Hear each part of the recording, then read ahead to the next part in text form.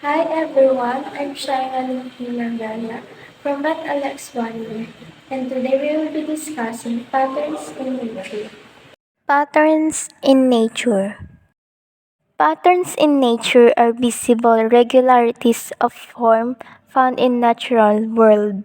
These patterns recur in different contexts and can sometimes be modeled mathematically.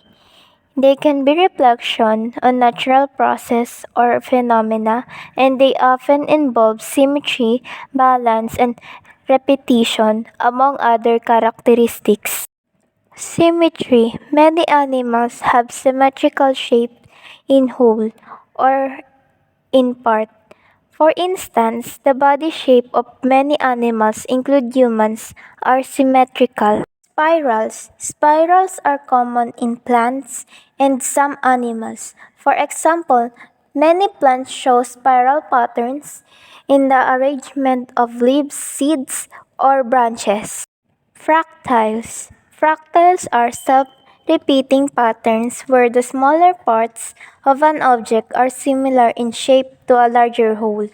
Examples include fern, leaves, snowflakes, mountain ranges, and even the branching patterns of rivers and trees.